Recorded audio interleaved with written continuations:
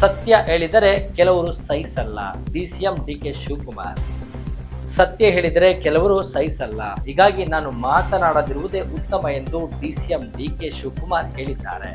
ನಾನು ಸದನದಲ್ಲಿ ಸೇರಿದಂತೆ ಎಲ್ಲಿ ಏನೇ ಮಾತನಾಡಿದರೂ ಅದರಲ್ಲಿ ಕೇವಲ ತಪ್ಪು ಕಂಡುಹಿಡಿಯುವುದೇ ಬೇರೆಯವರ ಕೆಲಸವಾಗಿದೆ. ರಾಜಕೀಯದವರು, ಪ್ರಮೋದ ದೇವಿ, ಸಂಸದ ಯದುವೀರ್, ವಿಧಾನಸಭೆಯಲ್ಲಿ ಹೀಗೆ ಎಲ್ಲರೂ ತಪ್ಪು ಹುಡುಕುವವರೇ. ಈ ವಿಚಾರಗಳ ಬಗ್ಗೆ ಪ್ರತಿಕ್ರಿಯಿಸಲು ಬೇರೆ ನಾಯಕರು ಹಾಗೂ ಪಕ್ಷದ ವಕ್ತಾರರಿದ್ದಾರೆ.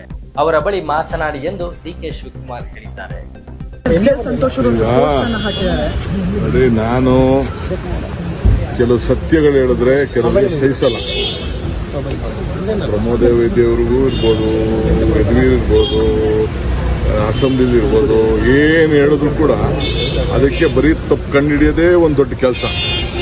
ರಾಜಕೀಯದವ್ರು ಇರ್ಬೋದು, ಮಾಧ್ಯಮದಲ್ಲಿರ್ಬೋದು, ಎಲ್ಲರೂ ಇರ್ಬೋದು, ಏನೋ ನಡೀತಾ ಇದೆ. ಸೊ ಅದಕ್ಕೆ ನಾನು ಬೆಟರ್ ನಾಟ್ ಸ್ಪೀಕ್.